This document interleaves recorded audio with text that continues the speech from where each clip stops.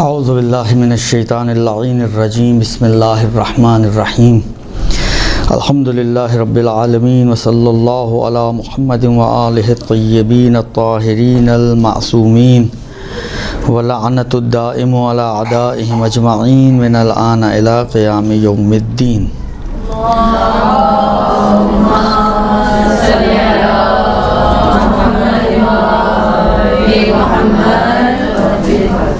عرض خدمت یہ ہے کہ ایام جو چل رہے ہیں، اچھا ایک بات اتفاق کی بات ہے کہ یہ ہمارے ایک قم میں استاد جب ہم وہاں تھے تو ان سے پڑھا کرتے تھے، تو ہمارے ایک دوست نے ان کی ایک وائس کلپ بھیجا، 2-2.5-3 منٹ 3.5 منٹ کا وائس کلپ تھا، جس میں انہوں نے ایک مطلب کی طرف اشارہ فرمایا تھا۔ تو میں ابتدائی طور پہ تو اسی کو ابھی ذہن میں میری بات آئی ہے، تو میں نے کہا چلیں اسی سے سٹارٹ لیتے ہیں۔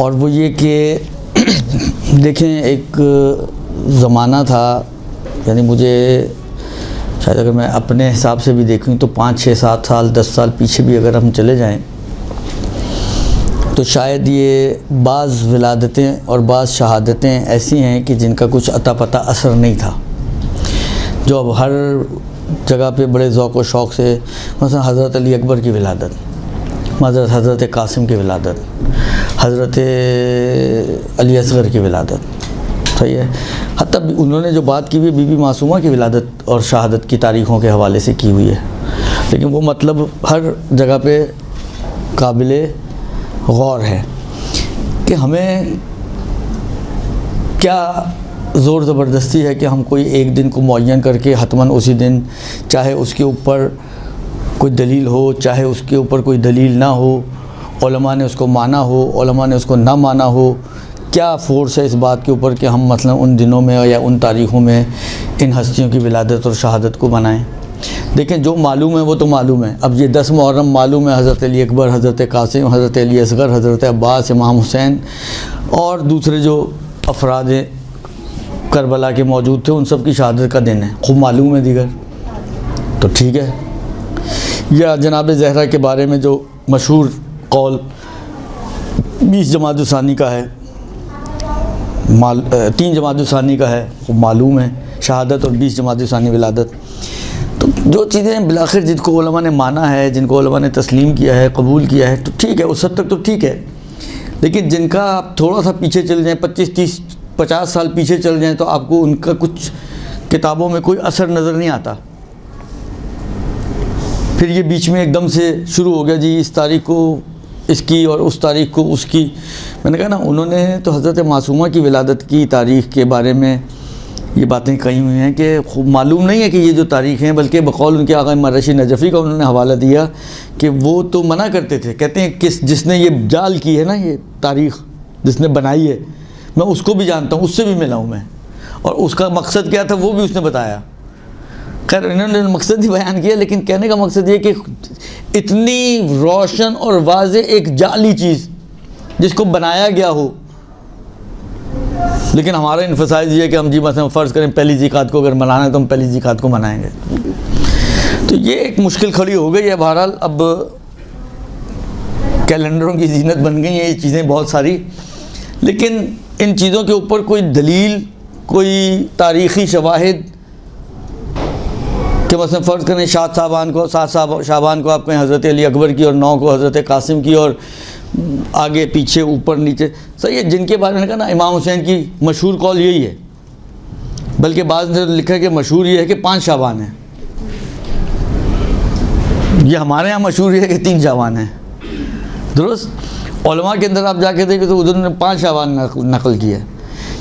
چلیں ہمارے ہاں 3 شعبان ایک شہرت رکھتا ہے، چلیں ہم نے مان لیا، لیکن اب مسئلہ یہ ہے کہ جن کا کچھ علماء نے ذکر نہیں کیا، کتابوں میں موجود نہیں ہے، تاریخوں میں موجود نہیں ہے، اس کو زبردستی ہم لاتے ہیں اور پھر اس کے اوپر انفسائز کرتے ہیں اور اس کو جو ہے وہ مناتے ہیں۔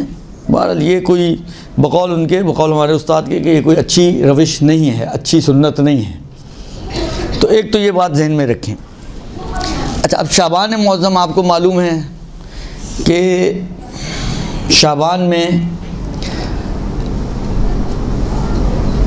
امام حسین علیہ السلام کی ولادت،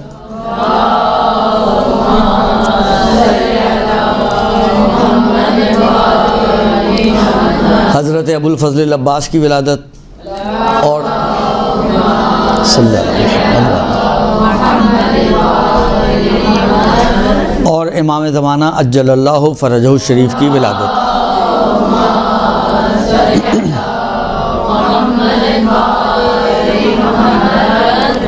یہ 2-3 ولادتیں تو بہرحال ایک شہرت یافتہ ولادتیں ہیں کہ انہی ایام میں ہوئی ہیں۔ حالا میں کیا عرض کروں آپ کی خدمت میں، امام حسین علیہ السلام کے بارے میں آپ کو معلوم ہے کہ جب وہ اس دنیا میں تشریف لے کر آئے تو یعنی یوں سمجھ لیں کہ یہ وہ بچہ ہے کہ جب اس دنیا میں آتا ہے تو ان کی برکتوں کا سلسلہ ان کی پیدائش سے ہی شروع ہو جاتا ہے۔ واقعہ آپ کا سنا ہوا ہے، میں صرف اشارہ کر دوں، شیخ صدوق نے بھی نقل کیا ہے، یہ آپ کی جو منتل اعمال ہے محدث قمی کی، انہوں نے وہاں پہ اس واقعے کو لے کر آئے ہیں، شیخ صدوق کو بھی بیان کیا انہوں نے، اور بعض اور دوسرے علماء کو بھی نقل کیا ہے کہ انہوں نے اس واقعے کو نقل کیا۔ اب صحیح غلط اب فعلاً ہم اس بحث میں نہیں پڑھتے، اگر یہ واقعہ ہو تو اس کے مطابق کیا ہوا کہ جب پروردگار عالم جب امام حسین علیہ السلام اس دنیا میں تشریف لائے ہیں تو پروردگار عالم نے جبرائیل کو بلایا، کہا ایک ملائکہ کا گروہ لے کر جاؤ اور میری طرف سے اور اپنی طرف سے رسول خدا کو اس بچے کی پیدائش کی مبارکباد دو۔ اب یہ خود قابل غور چیز ہے کہ کوئی ایسا بچہ ہے کہ جس کی پیدائش پر پروردگار، دیکھیں ہم لوگ تو بعض اوقات تکلفات، تعارفات، اچھا نہیں لگا کھانا، ہاں بہت اچھا کھانا ہے، درست، ہم کسی کا دل نہ ٹوٹے، یا بالآخر کسی کا دل توڑنے سے بچنے کے لیے، کبھی اپنا سر ٹوٹنے سے بچنے کے لیے تعریفیں کر دیتے ہیں بالآخر۔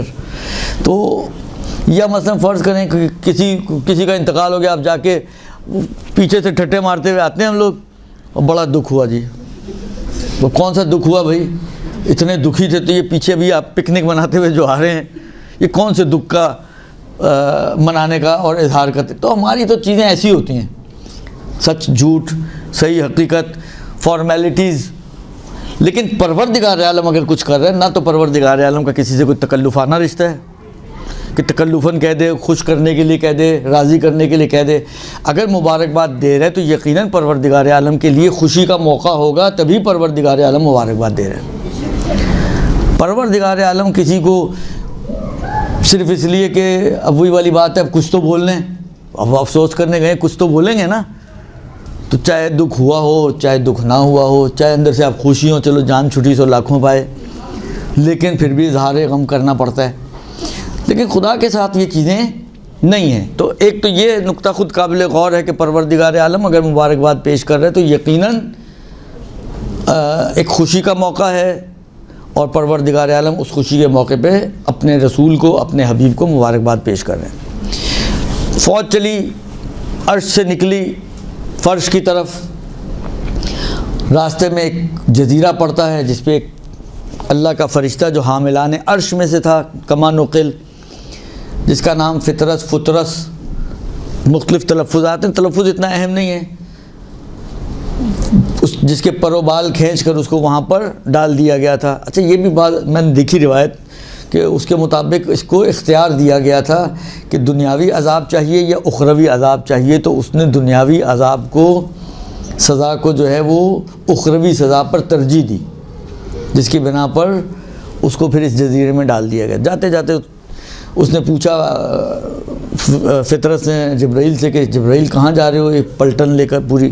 کہا جی رسول خدا کے گھر ایک نواسا ہوا ہے، اس کی مبارکباد دینے جا رہا ہوں۔ کہا مجھے بھی لے چلو ساتھ۔ خدا کے اذن سے فطرت کو بھی لے کر چل پڑے، پہنچے رسول خدا کی خدمت میں، خدا کی طرف سے اپنی طرف سے مبارکباد پیش کی۔ اس کے بعد کہا کہ یہ ایک فرشتہ ہے، یہ بھی آپ سے کچھ چاہتا ہے۔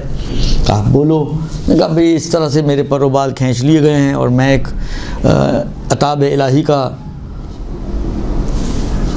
سے مبتلا ہوں، تو میری خواہش یہ ہے کہ آپ کے گھر نواسی کی ولادت ہوئی ہے، تو اس خوشی میں آپ کاننا میری شفاعت کر دیں، میری سفارش کر دیں کہ میری خطا کو معاف کر دیا جائے۔ تو اس واقعے کے مطابق رسول خدا نے کہا کہ جاؤ جا کے اپنے آپ کو حسین سے مس کرو۔ یہ ابھی پیدا ہونے والا بچہ ہے، ابھی سمجھیں دنیا میں تشریف لائے ہیں، ظاہری دنیا کو منور کیا ہے اپنے وجود مبارک سے، لیکن اسی موقع سے فیض کا سلسلہ شروع ہو گیا، لہذا اس نے آگے بڑھ کر اپنے آپ کو حسین سے مس کیا اور اس کے پر و بال آ گئے، اور وہ یہ کہتا ہوا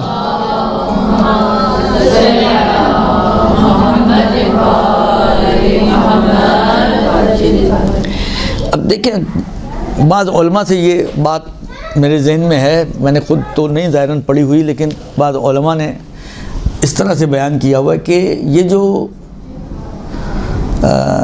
فطرس تھا، جب پر واپس آ گئے تو واپس اس نے پرواز کی، تو اس وقت بھی اس کے منہ پر ایک جملہ تھا، من مثلی، مجھ جیسا کون ہے، میں حسین کا آزاد کردہ ہوں، ٹھیک ہے۔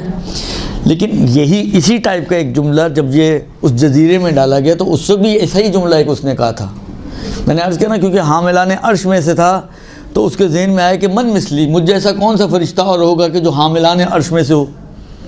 بھائی یہ خیال ذہن میں آنا تھا، ایک طرح کی بوئے تکبر تو تھی نا، تو اس کا نتیجہ یہ نکلا کہ اس کو یہ سزا ملی۔ ایک من مثلی وہ تھا جو سزا کا سبب بنا، ایک من مثلی یہ ہے کہ جو پرواز کا سبب بنا، کہ اہل بیت سے وابستگی کے اوپر اگر انسان ناز کرے تو یہ ناز تکبر نہیں ہے، یہ ناز تکبر نہیں ہے کہ ہمیں پروردگار عالم نے اس دروازے سے وابستہ رکھا ہے، ہمیں اہل بیت کی محبت عطا کی ہے، ہمیں اہل بیت کے دروازے سے وابستہ رکھا ہے، ہمیں اپنی دروازے کا خادم بنایا ہے۔ یہ خود ایک بہت بڑا اعزاز ہے ہمارے لیے کہ پروردگار عالم نے اس قابل سمجھا، قابلیت تو دینے والی ہستی تو خدا کی ہے نا، اس قابل سمجھا کہ اس نے ہمیں اس در سے وابستہ رکھا، تو ہمیں تو اس کے اوپر خدا کا شکر ادا کرنا چاہیے۔ تو یہ ہیں حسین۔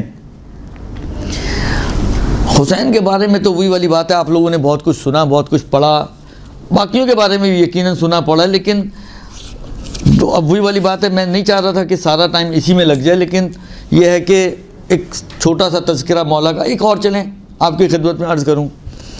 آپ لوگوں نے شاید سنا ہوگا کہ نماز میں، یہ بھی ظاہراً منتهى الاعمال میں یہ واقعہ لکھا ہوا ہے کہ نماز میں تکبیرۃ الاحرام سے پہلے 6 تکبیریں پڑھنا مستحب ہے۔ یہ ایک مستحب ہے کہ 7 تکبیریں پڑھی جائیں، 7ویں جو ہے وہ تکبیرۃ الاحرام کی نیت سے ہو، پہلی 6 مستحب ہیں۔ اس کے حوالے سے ادھر انہوں نے ایک واقعہ نقل کیا ہے کہ جب حسین تھوڑے سے بڑے ہوئے، ابھی صحیح طریقے سے بول نہیں پاتے تھے، تو رسول خدا حسین کو مسجد لے گئے۔ اب یہ رسول خدا نماز پہ کھڑے ہو گئے، یہ رسول خدا کے قریب کھڑے ہیں، جیسے ہی رسول خدا نے تکبیر کہی تو حسین نے چاہا کہ تکبیر کہے، لیکن ابھی صحیح طریقے سے بول نہیں پاتے تھے، تو 6 مرتبہ انہوں نے تکبیر کہی، 7ویں مرتبہ جو تکبیر کہی وہ صحیح تکبیر کہی گئی، تو پروردگار عالم نے یہ 7 تکبیریں جو ہیں وہ نماز میں قرار دے دی۔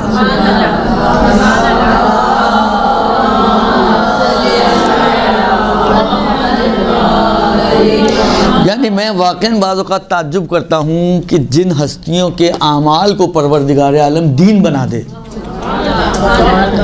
جن کے عمل کو پروردگار عالم دین بنا دے، تو کیا ہوں گی وہ ہستیاں؟ یعنی واقعاً سوچنے کی بات ہے نا۔ اور یعنی اب وہی والی بات ہے، بعض اوقات دلوں پہ زنگ لگے ہوئے ہوتے ہیں، عقلوں پہ تالے پڑے ہوئے ہوتے ہیں، ورنہ چھوٹی چھوٹی چیزیں ہوتی ہیں کہ جو چھوٹی چھوٹی چیزیں جو ہیں وہ انسان کو بڑی بڑی چیزوں سے وابستہ کر دیتی ہیں، بڑی بڑی ہستیوں تک پہنچا دیتی ہیں۔ میں ابھی اتفاق سے کئی عقائد کے درس چل رہے تھے، اس میں نے ایک ایسے اتفاقی طور کی بات ہے کہ ایک واقعہ آپ لوگوں نے سنا ہوگا، 6 امام کا یا 8ویں امام کا، بلاخر مختلف نام نقل ہوئے ہیں، کہ ایک یہ ظاہراً آغا عبداللہ شبر نے حق الیقین میں 6 امام سے نقل کی ہے کہ 6 امام کے پاس ایک دہری آیا، دہسانی اس کا نام تھا، جو خدا کو نہیں مانتا تھا، آ کے کہتا ہے کہ 6 امام سے کہ مجھے جو ہے میرے معبود کی طرف رہنمائی کریں، دلنی علی معبودی، میری رہنمائی کریں میرے معبود کی طرف۔ تو ایک بچہ کمرے میں تھا، انڈے سے کھیل رہا تھا، امام نے اس سے انڈا لیا، کہا یہ دیکھو یہ انڈا ہے، ٹھیک ہے، اور اس انڈے میں اگر آپ غور کریں تو اندر کیا ہوتا ہے انڈے کے؟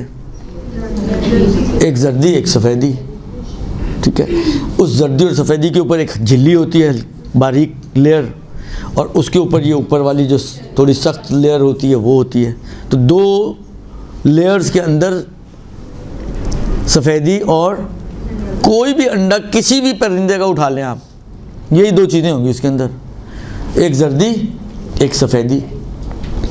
امام کہا کہ تم یہ انڈا دیکھ رہے ہو، ٹوٹا ہوا تو نہیں ہے نا؟ نہیں ٹوٹا ہوا، کوئی اس کے اندر سے باہر نہیں نکلا ڈائریکشن لینے کے اس کو کیسے مینیج کرنا ہے، کوئی باہر سے اندر نہیں گیا اس انڈے کے کہ جا کے وہ اندر جا کے کوئی اس کی مینجمنٹ کا کام کرے تو وہ پھر بچہ بنے۔ دو جھلیوں میں بند انڈا، ایک سفیدی ایک زردی، کچھ مدت بعد تم دیکھتے ہو کہ اسی انڈے میں سے ایک رنگ برنگا مور نکل آتا ہے۔ آیا بغیر مدبر کے یہ ہو سکتا ہے؟ اس نے تھوڑا سا سر جھکا کے غور کیا، کلمہ شہادتین پڑھا، امام کی امامت کی گواہی دی۔ اب یہ اتنے سے انڈے نے اس بندے کو کہاں پہنچا دیا؟ خدا تک پہنچا دیا۔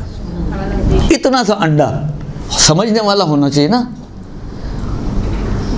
نہ سمجھنے والا ہو تو ابو جہل جیسے بھی لوگ ہوتے ہیں کہ آسمان کا معجزہ دیکھ کے بھی جو ہے یہ کہتے ہوئے آگے بڑھ جاتے ہیں کہ آپ تو اتنے بڑے جادوگر ہیں، آپ کا تو، حالانکہ اس سے پہلے خود بولا تھا کہ کوئی آسمان کا معجزہ دکھائیں، جو آسمان پہ تو جادو نہیں چلتا، تو رسول خدا نے چاند کے 2 ٹکڑے کر دیے، اور یہ کہتا وہ آگے بڑھ گیا کہ آپ تو اتنے بڑے جادوگر ہیں کہ آپ کا تو آسمان پہ بھی چلتا ہے جادو۔ تو نہ ماننے والے ایسے ہوتے ہیں جنہوں نے نہیں ماننا، اور ماننے والے ہیں تو وہی والی بات ہے، ایک چھوٹے سے انڈے سے ان کی سمجھ میں آ جاتا ہے کہ واقعی یہ کیسے ہو سکتا ہے کہ اس اتنے سے پیک ایک چھوٹا سا انڈا جو 2 لیئرز کے اندر سفیدی اور زردی۔ اب وہ مور کی جو زردی ہوتی ہے یا سفیدی ہوتی ہے وہ رنگ برنگی تو نہیں ہوتی نا، آپ کہیں کہ لال نیلی پیلی ہری گلابی ہر طرح کی، وہ بھی پیلا اور سفید، اور اسی پیلے سفید سے رنگ برنگا مور باہر آتا ہے۔ اتنے کلرز کہاں سے آ گئے اس کے اوپر؟ انہی انڈوں میں سے کچھ آپ دیکھیں گے، کبوتروں کو دیکھیں، کوئی براؤن ہے تو کوئی وائٹ ہے تو کوئی چتری والا ہے تو کیسا ہے، کوئی کیسا ہے، کسی کی گردن ایسی تو کسی کے پیر ایسے، تو یہ سب بغیر کسی تدبیر کے ہو سکتا ہے؟ تو اتنے سے انڈے سے جب آپ خدا تک پہنچ سکتے ہیں تو اتنے بڑے حسین سے انسان خدا تک نہیں پہنچ سکتا؟ اس کی سمجھ میں نہیں یہ باتیں آ سکتی۔ اگر کوئی سمجھنا چاہے تو یہ چھوٹی چھوٹی چیزیں بھی اتنی ہیں کہ انسان کو اہل بیت کا مقام و مرتبہ سمجھانے کے لیے اور اہل بیت کی عظمت سمجھانے کے لیے بہت کافی ہے، بہت کافی ہے۔ تو یہ امام حسین کے حوالے سے۔ اچھا، دوسری شخصیت جو اس شعبان معظم کی مولود ہیں وہ جناب باب الحوائج حضرت ابو الفضل العباس علمدار حسینی علیہ الصلاۃ والسلام۔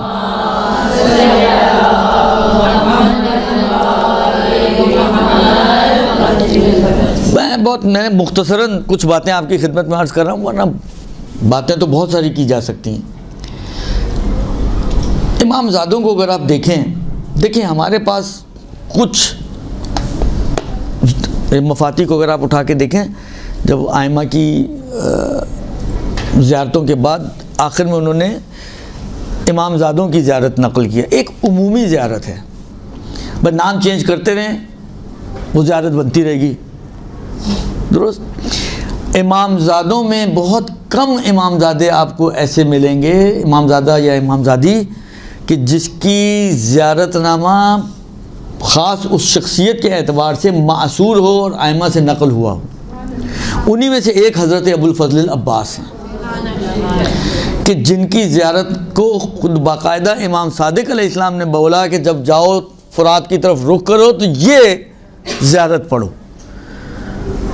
یعنی ان کا زیارت نامہ معصور ہے۔ اب وہی والی بات ہے، ہم لوگ تو بہت سارے فیصلے یا بہت ساری باتوں کو سیکھتے اور سمجھتے ہیں یا نوحوں سے یا مرثیوں سے یا شاعروں کے کلمات سے، درست؟ تو انہی سے ہم تصورات بناتے ہیں کہ کیسے ہوں گے حضرت عباس، کیسے ہوں گے، لیکن وہ تصور کیسا ہوگا کسی شخصیت کا کہ جو امام معصوم نے آپ کے لیے پیش کیا ہو۔ شاعر صحیح ہے، ایک شاعر ہونے کے ناطے، ایک ذاکر حسین ہونے کے ناطے اس کے مقام و مرتبہ ہے، لیکن شاعر کا کلام کجا اور امام صادق کا کلام کجا، میرا اور آپ کا کلام کجا اور امام صادق کا کلام کجا۔ 3-4 چیزیں امام صادق علیہ السلام نے حضرت ابوالفضل عباس کی زیارت میں یوں سمجھے کہ 3-4 خصوصیات ان کی ذکر کی ہیں۔ اگر زیارت نامہ آپ دیکھیں حضرت ابوالفضل عباس کا تو کیا فرماتے ہیں؟ السلام علیک ایھا العبد الصالح المطیع للہ ولرسولہ ولامیر المؤمنین والحسن والحسین۔ عبد الصالح، پہلی کوالٹی حضرت عباس کی جو امام معصوم کے لبھائے مبارک سے نکلی وہ ہے عبد صالح ہونا۔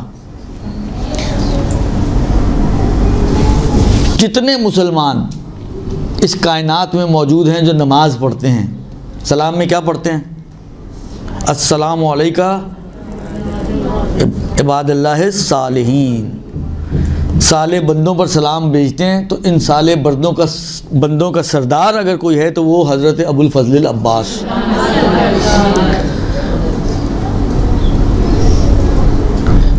یہ ایک کوالٹی۔ دوسری کوالٹی مطیع للہ ولرسولہ ولامیر المؤمنین والحسن والحسین، مطیع محض، یعنی واقعاً انسان اطاعت کو سیکھنا یا سمجھنا چاہے تو حضرت عباس سے سیکھے۔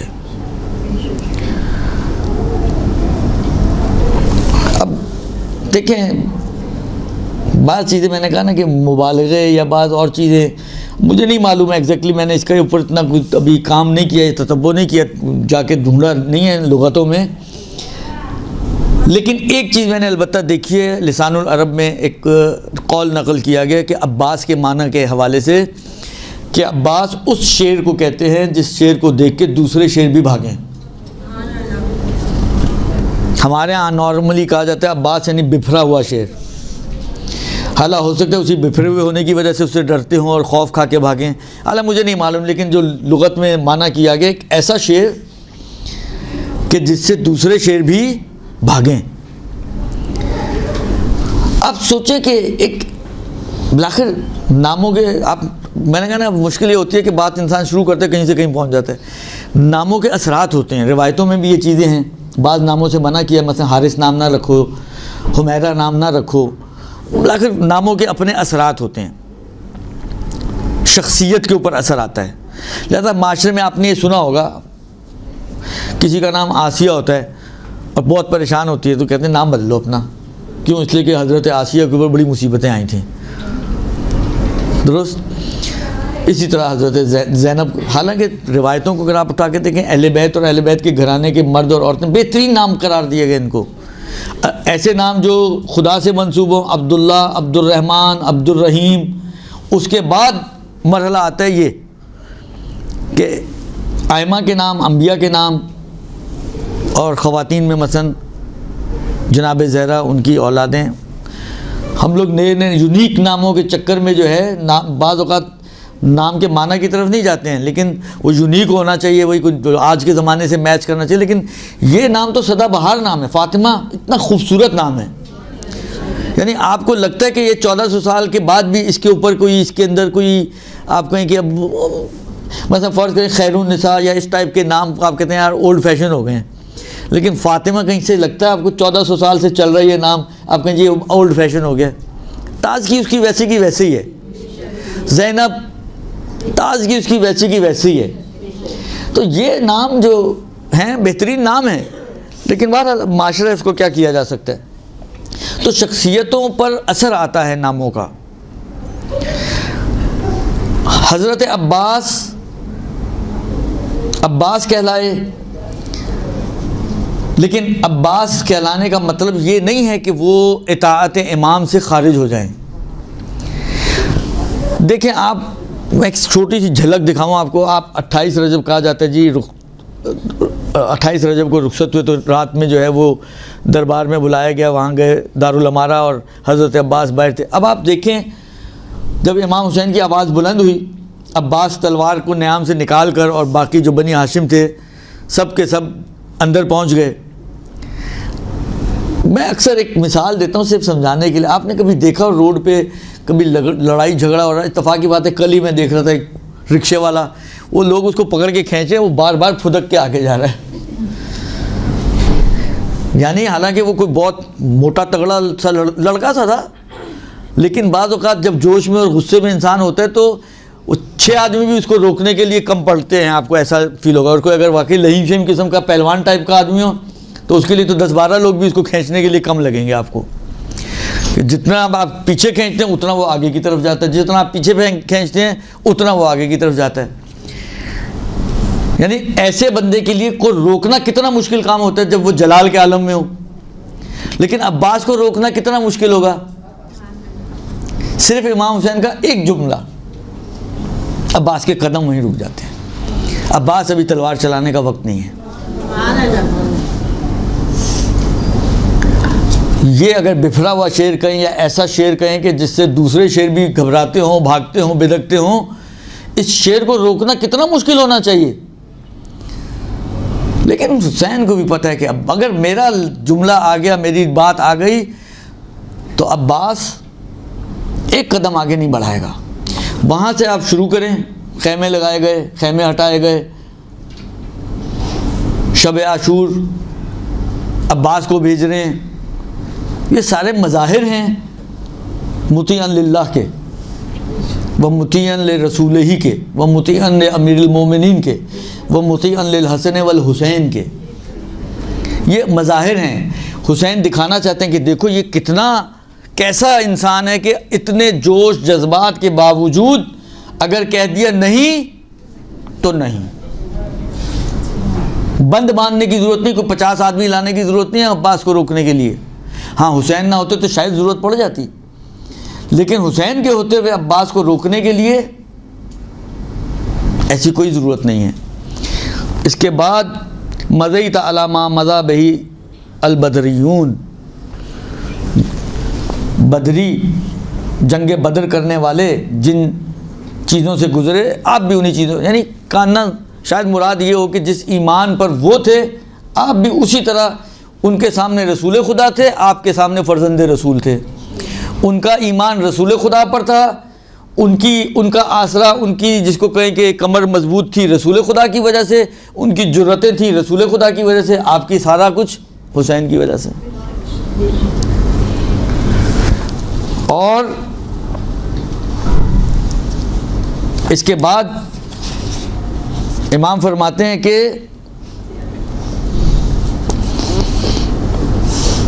والمجاہدون فی بالہ ما مضی بہ البدریون والمجاہدون فی سبیل اللہ، صرف بدری نہیں اور دوسرے لوگ جنہوں نے خدا کی راہ میں جہاد کیا، جو مشقتیں، جو زحمتیں، جو تکلیفیں انہوں نے برداشت کی، آپ نے بھی وہ سب کچھ برداشت کیا۔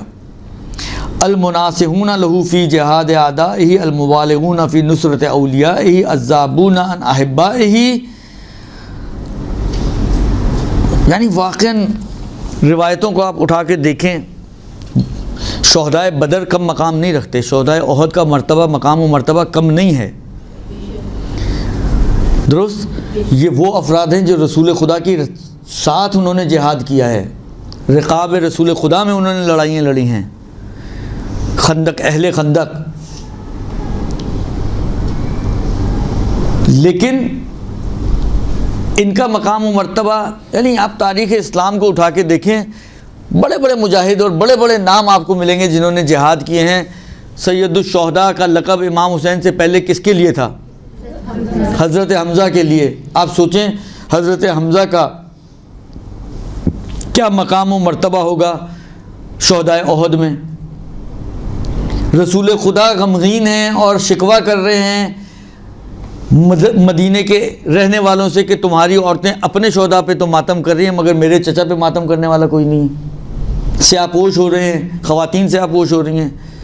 رسول خدا جایا کرتے تھے حضرت حمزہ کی زیارت کے لیے، جناب زہرا ہفتے میں 2 دن پیر اور جمعرات کو کما نقل جناب حمزہ کی زیارت کے لیے جایا کرتی تھی۔ آپ سوچیں تو صحیح کہ کیا مقام ہوگا جناب حمزہ کا۔ یعنی اگر بڑے بڑے مجاہدین کو دیکھیں ہم، دیکھیں امیر المومنین میدان جہاد میں شہید نہیں ہوئے، درست، ان کی شہادت مسجد میں ہوئی ہے، شہادت ضرور ہوئی ہے لیکن وہ میدان جہاد والی شہادت نہیں ہوئی ان کی۔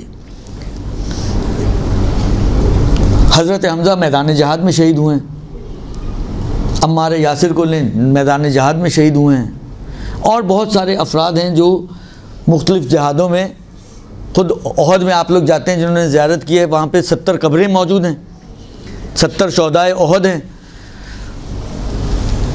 اسی طرح بدر کے، اسی طرح خندق کے، ان کے شہداء کو ایک بڑی تعداد آپ کو ملے گی کہ جو میدان جنگ میں شہید ہونے والے ہیں، اور بڑے بڑے نام آپ کو ان میں ملیں گے۔ لیکن یہ سب ایک طرف، اور بقول امام معصوم کے، امام سجاد علیہ الصلوۃ والسلام کے، کہ میدان محشر میں جو مقام و مرتبہ میرے چچا ابو الفضل العباس کا ہوگا، تمام شہداء اس پر غبطہ کریں گے، تمام شہداء اس پر غبطہ کریں گے۔ اس ایک شہید کا مقام، اور ان کے مقابل میں بڑے بڑے شہداء ہیں، حضرت حمزہ جیسے شہداء موجود ہیں، لیکن اس کے باوجود جو مقام و مرتبہ پروردگار عالم حضرت ابو الفضل العباس کو میدان محشر میں عطا کرنے والا ہے، اس مقام و مرتبے کو دیکھ کر اس روایت کے حساب سے تو حضرت حمزہ کو بھی غبطہ ہوگا، اور دوسرے جو شہداء ہیں اور بڑے بڑے شہداء ہیں ان سب کو اس مقام پر غبطہ ہوگا۔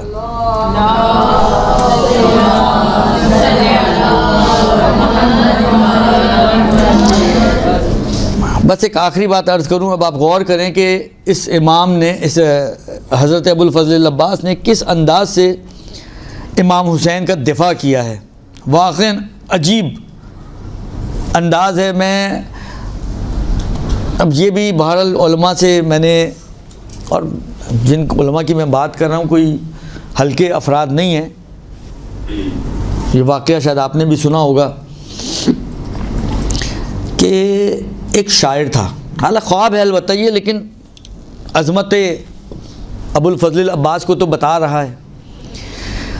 مفہوم عرض کر رہا ہوں، بہت ایگزیکٹ جملے میرے ذہن میں اس وقت نہیں ہے، لیکن مفہوم عرض کر رہا ہوں آپ کی خدمت میں کہ ایک عرب شاعر تھا، اس نے ایک حضرت عباس کی شان میں قصیدہ لکھا۔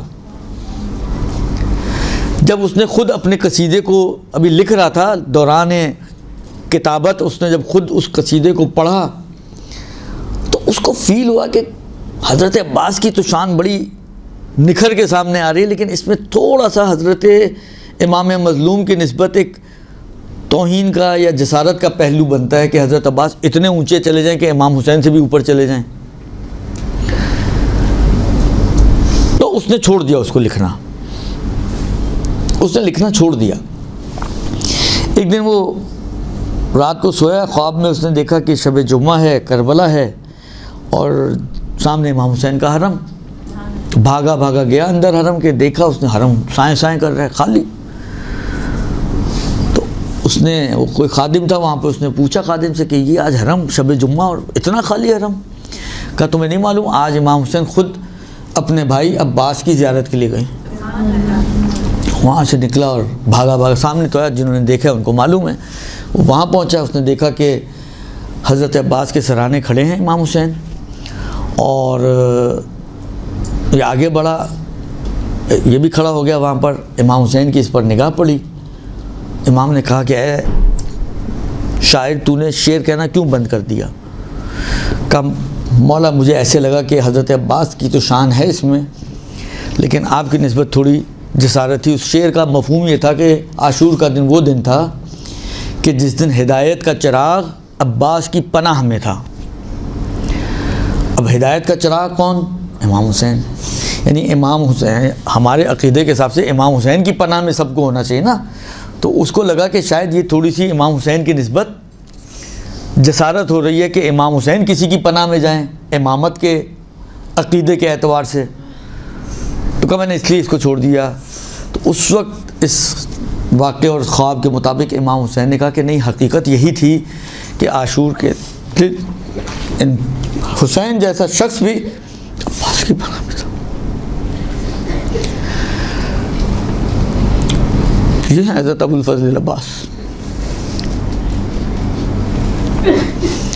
یہ ہیں حضرت ابو الفضل عباس. تو بہرحال ان کی بھی ولادت کے ایام. اور آخری چیز امام زمانہ عجل اللہ فرج الشریف کے حوالے سے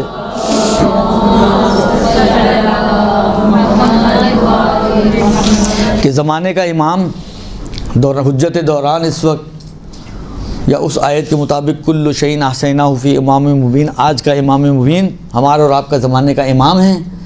اور اب چند ہی دنوں بعد تقریباً اگلے ہفتے ان کی ولادت کے ایام ہیں. ایک قصہ ان کا بھی میں آپ کی خدمت میں عرض کروں، یہ بھی علماء سے نقل کیا ہے، بعض کتابوں میں بھی شاید آپ کو یہ واقعہ مل جائے کہ مقدس اردبیلی کا نام آپ نے سنا ہوگا. دیکھیں ہم لوگ ایک وابستگی تو ہے بہرحال ایک مومنین کی، حضرت امیر المومنین کی نسبت، کہ ہماری زبان سے ہی خیال نہیں نکلتا ہے ہمیشہ. اب سیکھا یعنی سکھایا یہ گیا ہے، پرورش ہی اسی چیز کے اوپر ہوئی ہے. لیکن اچھا بعض اوقات انسان سوچتا ہے کہ یار کہیں اب یہ ہماری اپنی سوچیں ہیں، یہ ہم لوگ بشری اور مادی لوگ ہوتے ہوئے یہ چیزیں سوچتے ہیں، کیونکہ ہم اپنے معاشرے میں یہ چیزیں دیکھتے ہیں نا، تو ہم اپنے حساب سے اہل بیت کو بھی تولتے ہیں اپنی سوچ کے حساب سے. کیا ہم نے مثلا یا علی کہنے کی بجائے یا حسین کہہ دیا یا امام زمانہ کہہ دے تو کہیں علی ناراض نہ ہو جائیں. وہ کیوں ناراض ہوں گے بھائی؟ وہ کیوں ناراض ہوں گے؟ یہ قصہ جو ہے یہ مقدس اردبیلی کا نام آپ لوگوں نے سنا ہوگا. ایک بڑی انتہائی جلیل القدر شخصیت گزری ہے شیعہ تاریخ کی، فقیہ آدمی تھے اور تقدس کے اعتبار سے بھی اتنے تقوی کے مقام و مرتبے پہ تھے کہ ان کو مقدس کا لقب دیا گیا. کہاں سے ملا کیسے ملا بھی اس کو ہم چھوڑ دیتے ہیں. یہ مقدس اردبیلی نقل کرتے ہیں کہ یہ اب جب بھی ان کو کوئی علمی مشکلات ہوتی تھی کہ یہ مولا کے حرم میں جاتے تھے اور مولا سے اپنی علمی مشکلات کا حل لیتے تھے. لہذا ایک دن یہ رات کی تاریکی میں حرم کی طرف جا رہے تھے. ان کے ایک شاگرد تھے میر داماد، ان کی نگاہ ان پہ پڑ گئی. انہوں نے دیکھا کہ استاد اس آدھی رات کو کہیں حرم کی طرف جا رہے ہیں. تو تجسس تو ہر کسی میں ہوتا ہے. کہا دیکھیں کیا کرنے جا رہے ہیں آدھی رات کو. مثلا نماز شب کا بھی ٹائم نارملی صبح کے قریب قریب ہوتا ہے، تو اتنی جلدی تو مثلا 1 بجے اب جا رہے ہیں اور فجر کا ٹائم جو ہے وہ 5 بجے ہونا ہے نماز شب کا، تو اتنا پہلے کیوں جا رہے ہیں؟ جب تجسس ہوا تو نکلے ان کے پیچھے دیکھنے کے کہاں جا رہے ہیں. جب وہ دروازے کے قریب پہنچے تو تالا خود بخود کھل گیا اور تعجب ہوا ان کو کہ یہ کیا ماجرا ہے. پھر وہ اندر گئے، انہوں نے دیکھا کہ اندر وہ بیٹھے ہیں اور 2 آدمیوں کی آواز آ رہی ہے جس طرح کسی سے بات چیت ہو رہی ہو اندر کہیں. حالانکہ وہی والی بات ہے تالا ان کے سامنے کھلا حرم کا. بڑا تعجب ہوا ان کو. پھر انہوں نے دیکھا کہ یہ نکلے یہاں سے تو مسجد کوفہ کی طرف جا رہے ہیں. اب یہ پیچھے پیچھے مسجد کوفہ پہنچے اور اب انہوں نے دیکھا کہ یہ مسجد کوفہ میں ایک مقام پہ جا کے جس طرح کوئی شاگرد استاد کے سامنے 2 زانو ہو کے بیٹھتا ہے ویسے بیٹھ گئے. اور پھر اگین 2 آوازیں آ رہی ہیں، بات چیت چل رہی ہے. اس کے بعد پھر وہ اٹھے اور اب واپس جانا چاہتے ہیں کہ اتنے میں ان کے شاید پیر کے نیچے کچھ آ گیا کہ اب خلاصہ یہ چھینک آ گئی. کس طرح وہ متوجہ ہو کہ کوئی ان کے پیچھے ہے. انہوں نے مڑ کے پوچھا تو کہا میں ہوں. استاد کو کہا کہ میں ہوں، میں آپ کے دیکھا میں نے آپ کو کہ آپ جا رہے تھے تو میں آپ کے پیچھے پھر یہ واقعات دیکھے تو تعجب ہوا مجھے. تو آیا آپ اس کا کچھ راز بیان کریں گے کہ کیا سلسلہ ہے؟ تو انہوں نے کہا کہ میں اپنی علمی مشکلات حل کرنے کے لیے اپنے مولا کے پاس جاتا ہوں. ابھی جو گیا تو انہوں نے کہا کہ تم کیوں میرے پاس آتے ہو؟ زمانے کے امام سے کیوں اپنے مسئلے حل نہیں کرواتے؟ کہا مولا وہ پردہ غیبت میں پتہ ہی نہیں ہوتا کہ کہاں ہیں کہاں نہیں ہیں. کہا جاؤ اس وقت وہ مسجد کوفہ میں موجود ہیں. تو میں پھر مسجد کوفہ آیا، پھر امام زمانہ کے پاس پہنچا میں، پھر ان سے آج اپنے مسئلوں کا حل لے کر اب میں واپس جا رہا ہوں. تو دیکھیں اہل بیت وہ نہیں ہے کہ آپ اگر امام زمانہ کو اپنا مشکل کشا بنائیں گے تو امیر المومنین ناراض ہو جائیں گے، حضرت عباس ناراض ہو جائیں گے، امام حسین ناراض ہو جائیں گے. اس واقعے کے مطابق اب اگر یہ ہو واقعاً ایسا ہوا ہو تو مولا تو خود چاہتے ہیں کہ آپ جائیں جا کے زمانے کے امام سے متصل ہوں. اور ایک وظیفہ جو بیان کیا جاتا ہے غیبت کے زمانے میں، ان وظائف میں سے ایک وظیفہ یہ ہے کہ آپ اپنے زمانے کے امام کو اپنی مشکلات میں یاد کریں. آپ کو جو مشکل پیش آتی ہے، آپ کو جہاں مشکل پیش آئے، آپ اپنے زمانے کے امام کو پکاریں، ان کو یاد کریں. ہم دعائے ندوہ تو پڑھتے ہیں، لیکن جب مشکل پیش آتی ہے تو ہمیں اپنے زمانے کا امام یاد نہیں آتا. آنا چاہیے، یاد ذہن میں آنا چاہیے. ہم لاوارث قوم نہیں ہیں، ہمارا وارث زندہ ہے، ہمارا وارث پردہ غیب میں موجود ہے. اور ایسا نہیں ہے کہ پردہ غیب میں ہے تو ہم سے غافل ہے. وہ توقی جو امام زمانہ علیہ السلام نے شیخ مفید کو لکھی تھی، اس کے جملے کیا تھے؟ اگر میں تمہارا خیال رکھنے والا نہ ہوتا تو مفہوم ہے جملے کا کہ یہ دشمن تمہیں نابود کر دیتے. میں تو کہتا ہوں الٹا چلنا شروع کریں. ہم جو نابود نہیں ہوئے، یہ خود اس بات کی دلیل ہے کہ زمانے کا امام ہمارا خیال رکھے ہوئے، وَإِلَّا تو ہم ختم ہو چکے ہوتے. آپ دیکھیں پوری دنیا میں جتنے بھی انسان ہیں، 6 ارب 7 ارب، ان 6-7 ارب میں مسلمان کتنے ہوں گے؟ مسلمانوں میں شیعہ کتنے ہوں گے؟ پھر یہ شیعہ بھی کوئی ایک جگہ نہیں جمع کہ آپ کہیں کہ بہت اسٹرینتھ میں بکھرے ہوئے شیعہ. آپ کے پاکستان میں آپ کا کیا خیال ہے کتنے پرسنٹ شیعہ آبادی ہوگی؟ ٹوٹل اگر ریشو نکالیں آپ کے پاکستان کی تو کتنی شیعہ ہوں گے؟ 10 سے 15 کے اندر کہیں کچھ ہونے چاہیے، اس سے زیادہ نہیں ہوں گے. یعنی اس کا مطلب ہے کہ 80-85% تو غیر شیعہ ہیں نا. تو مٹھی بھری ہوئے نا ان کے مقابل میں ہم لوگ. یہ مٹھی بھر ہوتے ہوئے جو بچے ہوئے ہیں آج تک، اتنا آپ دیکھیں تاریخ کو اٹھا کے دیکھیں، شیعہ کشتار کتنا ہوا، سادات کشتار کتنا ہوا، دیواروں میں چنوا دیا گیا، ایک ایک کو چن چن کے قتل کر دیا گیا، گردنیں اڑا دی گئیں، مار دیا گیا. یہ اتنا سب کچھ کے باوجود آج بھی شیعہ قوم زندہ ہے.